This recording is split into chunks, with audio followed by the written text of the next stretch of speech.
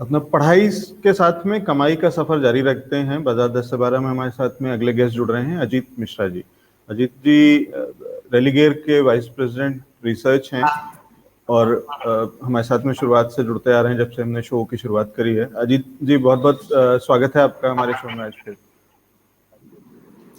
शुक्रिया लवजीत जी। अजीत सर, बाजार अपने हाईज, एक नए हाईज बनाने के बाद में और फिर थोड़ा सा कूल डाउन होता हमें दिख रहा है। एक बार निफ्टी पे पहले अपना व्यू दे दीजिए।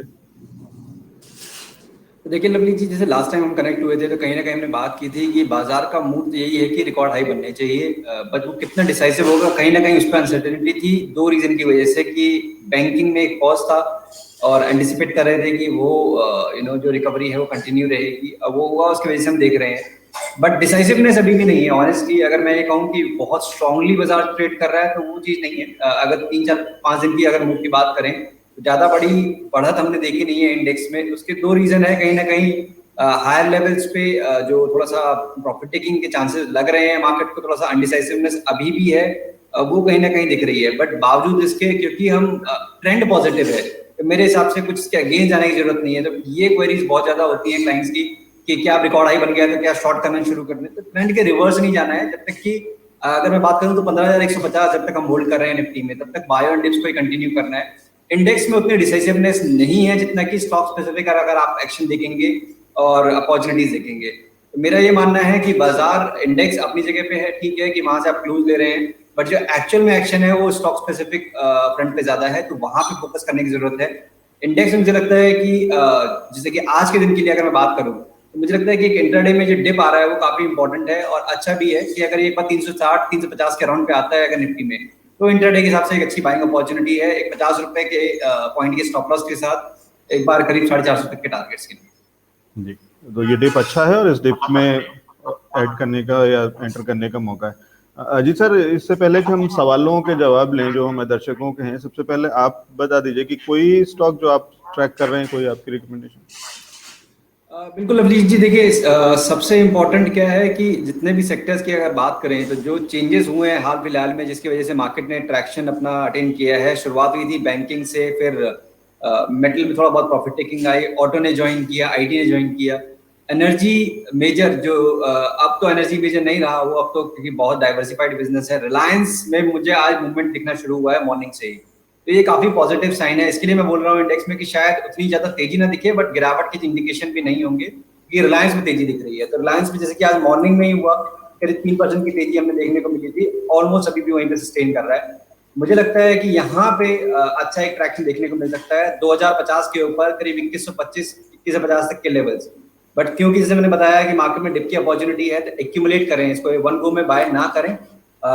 जैसे कि करंट लेवल्स पे आपने थोड़ा सा बाय किया और रिमेनिंग के लिए आपने वेट किया, एक बार आपको 2020-25 के लेवल्स मिलते हैं, वहां पे आपने अगर ऐड किया, पोजीशन का स्टॉप लॉस रहेगा 1990 का, और ऊपर पे करीब करीब आप 2120 तक के टारगेट्स के लिए वेट कर सकते हैं रिलायंस में। 1990 का स्टॉप लॉस और 2120 2120 के टारगेट्स। ठीक जी। है। और ये आउटलुक कितना लंबा हुआ, ड्यूरेशन कितना? ये मेरे हिसाब से maximum within a week time हो जाना चाहिए, उससे कम में ही हो जाएगा। बट आई फील कि इंडेक्स में अब जाके इसमें रिलायंस में अगर मूव आई है तो इतनी जल्दी फेज आउट नहीं होगा। हाँ, ये क्योंकि उसमें पार्टिसिपेट नहीं करता हुआ दिख रहा था इंडेक्स में उतना ज्यादा, और वो आज में दिख रहा है वो एक बड़ी जंप, तो शायद उसको आप देख रहे हैं कि हाँ ये अच्छा है। ठीक है। अजीत सर, कोई और स्टॉक या हम सवालों के जवाब लेना शुरू कर लें? देखिए इसके अलावा भी अपॉर्चुनिटी है, जैसे कि एचडीएफसी एएमसी अगर आप देखेंगे तो वहां पे भी पिछले करीब 3 4 महीने से बिल्कुल एक्शन डल था, और आज के सेशन में काफी अच्छा ट्रैक्शन देखने को मिला है एचडीएफसी एएमसी में वॉल्यूम्स के साथ। तो एवरेज वॉल्यूम करीब 1.5 लाख शेयर के इसमें काम होता है, आज करीब 4.5 लाख शेयर का काम ऑलरेडी हो चुका है, 3.5% शेयर ऑलरेडी ऊपर है। मेरे हिसाब से यहाँ पे भी आपको एक्यूमुलेट ही करना है, करंट लेवल थोड़ा सा बाय कीजिए, डिप पे और ऐड कीजिए करीब 2930 2925 के राउंड पे। टोटल पोजीशन का स्टॉप लॉस आप 2860 70 के राउंड पे लग सकते हैं, और ऊपर पे करीब 3060 3080 तक के टारगेट्स के लिए आप वेट कर सकते हैं। 3060 के टारगेट्स के लिए एचडीएफसी एएमसी में मौका। ठीक है। सर, एक सवाल आ रहा है, हमारे एक दर्शक हैं प्रियंक मोहता जी, वो जानना चाहते हैं कोलगेट पामोलिव पे। देखिए अभी लवली जी जिस तरीके से सेक्टर्स में पार्टिसिपेशन है, एफएमसीजी ने भी ठीक ठाक रिकवरी देखी है, बट कोई एक स्टॉक ऐसा है जिसने कि आउटशाइन किया है सारे स्टॉक्स को, तो वो कोलगेट है। 1460 से 1720 मतलब अपने रिकॉर्ड हाईस बनाने के जो जिसने मूवमेंट दिखाई है वो काफी शार्प रही है, काफी स्ट्रॉन्ग रही है। आज के सेशन में भी करीब 1.5% की बढ़त के साथ ट्रेड कर रहा है। तो अगर किसी को रहना है एफएमसीजी में तो डेफिनेटली आपको जो परफॉर्मर है उनके साथ स्टिक करिए। ट्रेडिंग की पॉइंट ऑफ व्यू से मैं बात कर रहा हूँ तो कोलगेट और मैरिको ये दोनों ही काउंटर्स मुझे अच्छे लग रहे हैं। और कोलगेट में करीब 1680 मेरे हिसाब से स्टॉप लॉस होना चाहिए अगर आपके पास कोई लॉन्ग पोजीशन है। और ऊपर पे क्योंकि रिकॉर्ड हाई है तो ऐसा कोई मेजर हर्डल तो दिख नहीं रहा है, बट अगर पैटर्न के हिसाब से मैं बात करूं करीब 1780 1800 तक के लेवल्स भी इसमें पॉसिबल है। 1800 तक के लेवल्स पॉसिबल है। अजय सर, फिर इसके साथ ही साथ जब मैरिको आपने मेंशन किया तो मैरिको के भी लेवल्स बता दीजिए।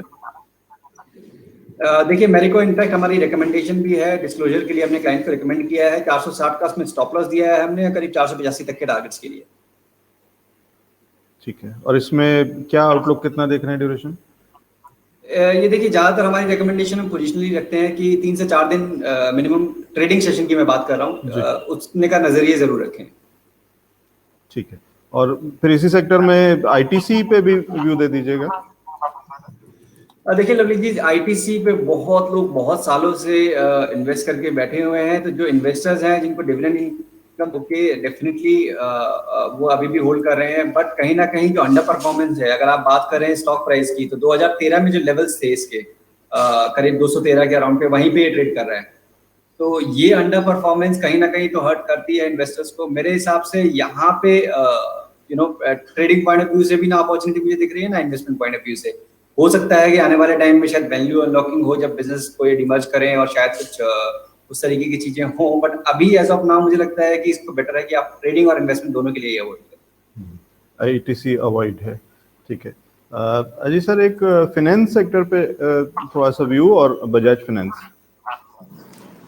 देखिए एनबीएफसीज में कहीं ना कहीं अभी भी थोड़ा सा असमंजस है, थोड़ा सा मिक्स ट्रेंड है। तो बजाज फाइनेंस तो नो डाउट लीडर है कि जहाँ पे कि रिकवरी दोनों ही टाइम, चाहे वो फेज 1 की जो गिरावट हो कोविड फेज वेव 1 की, और जो कोविड वेव 2, दोनों ही टाइम पे जो रिकवरी आई काफी शार्प आई, और अभी भी ये रिकॉर्ड हाईज के बाद ट्रेड कर रहा है। इनफैक्ट हमारी रिकमेंडेशन है अगेन डिस्क्लोजर के लिए, शॉर्ट टर्म में हमने रिकमेंड किया है करीब 5580 तक के स्टॉप लॉस के साथ, करीब 6000 तक के टारगेट्स के लिए। तो ये रिकमेंडेशन अभी भी हमारी रनिंग है, तो डेफिनेटली आप यहाँ पे भी देख सकते हैं।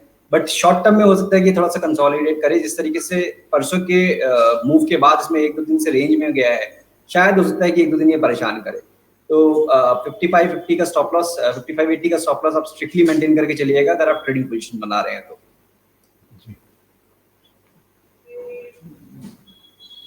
सर, इंश्योरेंस सेक्टर से कोई स्टॉक देख रहे हैं, वॉच लिस्ट में है आपके? देखिए जी बिल्कुल, जैसे कि एसबीआई लाइफ लवली जी यहाँ पे काफी स्टेबिलिटी है मेरे हिसाब से। जिस तरीके से अगर मैं कंपेयर करूँ दूसरे लाइफ इंश्योरेंस में, आपने रिकॉर्ड हाई बनाया अभी हाल फिलहाल में 1040 के, वहां से एक मार्जिनल डिप आया, शॉर्ट टर्म मूविंग एवरेज करीब 20 दिन की 960 के अराउंड पे है, उसी को रिस्पेक्ट देते हुए वहां से ही अपना अब रिकवरी दिखा रहा है। तो रिस्क टू रिवॉर्ड अभी भी फेवरेबल है मेरे हिसाब से। 960 के स्टॉप लॉस के साथ यहाँ पे लॉन्ग पोजीशंस देखी जा सकती हैं 1020 1030 तक के टारगेट्स के लिए। ठीक है, इन्वेस्टमेंट के हिसाब से भी इसको लिया जा सकता है लॉन्ग टर्म के लिए? देखिए बिल्कुल, देखिए इन्वेस्टमेंट के हिसाब से अगेन मेरा डिस्क्लोजर है कि ये रिकमेंडेशन हमने दी हुई है लीगल क्लाइंट्स को। ये इन्वेस्टमेंट में हमारा रनिंग है अभी ये स्टॉक, और yes we are very bullish about this overall long term perspective पूरा इंश्योरेंस सेक्टर का, in fact not only SBI life, but ये हमारे रिकमेंडेशन में है। I can't recall the exact target जो हमने दिया है, बट डेफिनेटली ये आप इन्वेस्टमेंट के पॉइंट ऑफ व्यू से देख सकते हैं। ठीक है, फर्टिलाइजर सेक्टर में अभी हमने एक उछाल आते हुए देखी थी जी सर, और वो जो सब्सिडी का पेमेंट रिलीज हुआ था उसके चलते, तो कहीं उसके अंदर में कोई अपॉर्चुनिटी, कोई स्टॉक जिस पे आप नजर रख रहे हैं? देखिए वहाँ बिल्कुल वहाँ पे मूवमेंट जरूर आती है, हाल फिलहाल में भी इनफैक्ट काफी अच्छा ट्रैक्शन देखने को मिला है, बट वहाँ पे थोड़ा सा वॉलेटिलिटी ज्यादा है। मेरे हिसाब से कि अगर फर्टिलाइजर में आपको इन्वेस्ट करने के बारे में सोचना है उस तरीके के एग्री रिलेटेड स्टॉक में, तो पीआई इंडस्ट्रीज मुझे काफी अच्छा लगता है इन्वेस्टमेंट पॉइंट ऑफ व्यू से, अगर आपका किसी का लॉन्ग टर्म का नजरिया है। शॉर्ट टर्म में अगर आप देख रहे हैं तो मेरे हिसाब से रैलिस में एक डिप आ चुका है और यहाँ से मुझे लगता है कि कंसोलिडेशन के बाद एक अच्छा रिबाउंड हो सकता है। तो शॉर्ट टर्म पर्सपेक्टिव के हिसाब से 300 के स्टॉप लॉस के साथ रैलिस को आप देख सकते हैं 320 तक के टारगेट। अभी 306 के लेवल पे है, यहाँ पे लिया जा सकता है एंट्री? जी बिल्कुल बिल्कुल बिल्कुल। क्या पूरा जितना भी फंड हो जो इसमें डालना हो पूरा भी डाला जाए, या आप ये थोड़ा थोड़ा रुक करके इसमें डिप्स में और एक्यूमुलेट करते चले? देखिए ये इनफैक्ट 330 के अभी अपने हाईज, रिकॉर्ड हाईज को टेस्ट करके अभी आया है, करेक्ट किया है। तो मेरे हिसाब से जो करेक्शन आनी थी वो ओवर हो चुकी है ऑलमोस्ट। 300 के नीचे क्लोज नहीं करना चाहिए, वो मेरा स्टॉप लॉस है। तो ज्यादा बड़ा स्टॉप लॉस नहीं है मेरा, करीब 5 पॉइंट का स्टॉप लॉस, 6 पॉइंट का। तो उसके हिसाब से डेफिनेटली आप करंट लेवल्स पे भी कर सकते हैं। ठीक है, बहुत शुक्रिया अजीत सर हमारे साथ जुड़ने के लिए और समय निकालने के लिए। आपके पास फिर आएंगे और जानेंगे कि और कौन से स्टॉक्स हैं और कहाँ मौके हैं कमाई के। Thank you so much sir.